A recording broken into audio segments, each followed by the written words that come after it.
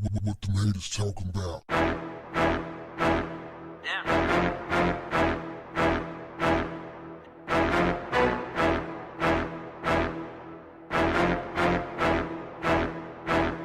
What's up, family? A Missouri cop is claiming that a guy broke his hand with none other than, dun, dun, dun, his face.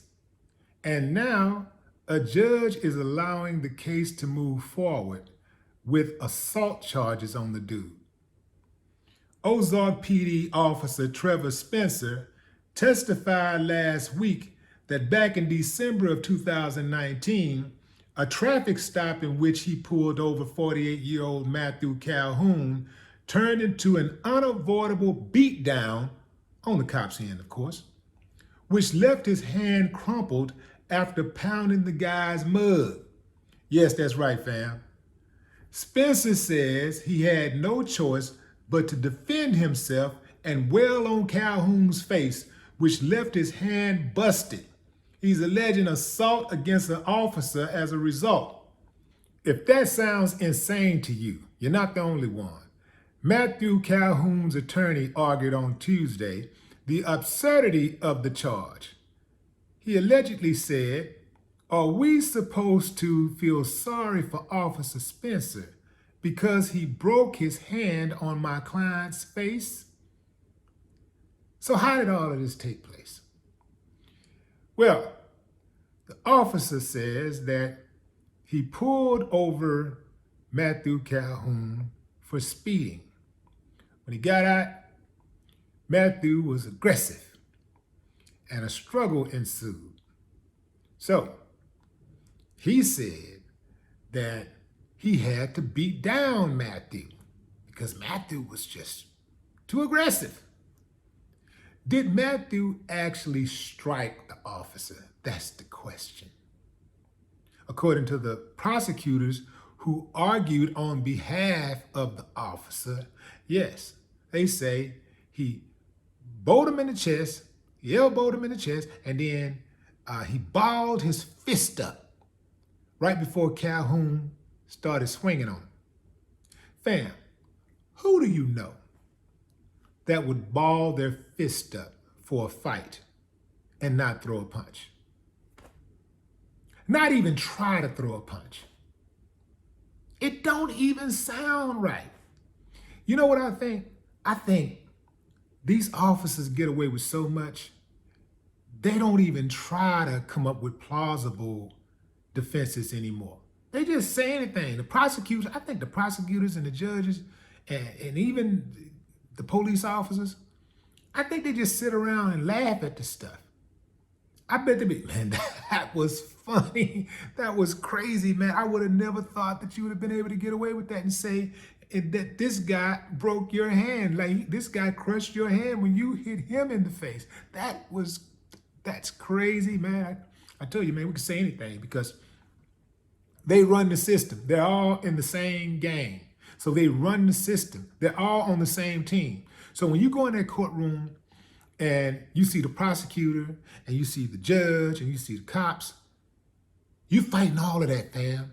And the jury. You're also fighting the jury because the jury feels, although the jury is supposed to be an independent body, the jury feels some allegiance to the courtroom, the people, the courtroom officials, the judge, the bailiff, the prosecutor, and anybody else that's working in there, because they're the ones giving them directions while they're there. And they come in there and they tell them what the rules are, and they tell them how to behave. So they see these people every day, as long as they're involved in a particular case for jury duty. They get to know these people. Sometimes they actually go eat with the bailiffs. I've seen it myself, man. I've seen it. So you're at a major disadvantage when you walk into a courtroom.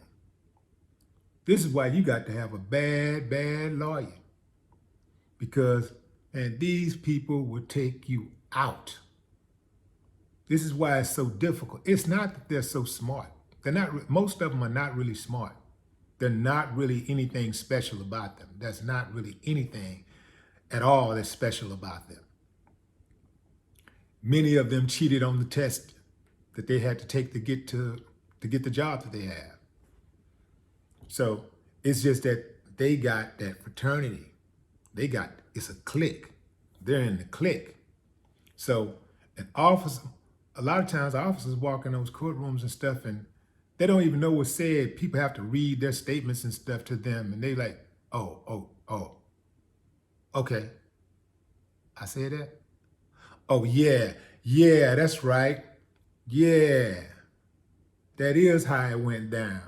That's how it went down. You're right. Fam, oh man. This is one of the most absurd cases I've ever heard in my life, but this is what they do. They bang on you and then charge you with assault. They break a fingernail, get a little scratch, twist their ankle while they're kicking you. They charge you with assault. This qualified immunity, it's got to go. It's got to go, fam. These people are operating above the law. This is why they're so out of control. I saw the other day where a police officer was riding his bike with a few other dozen police officers. I covered this story on the channel. And they see a guy laying on the ground, a protester laying on the ground. The officer purposely rolled over the protester's neck, and the other officers just kept on going.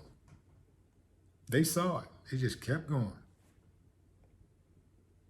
But this is what happens when you allow the police to get away with murder, literally. This is the result. And if it ain't hit you, if it hasn't affected you directly yet, if it haven't affected a member of your family or your friend group, keep waking up. No more talk. What the haters talking about?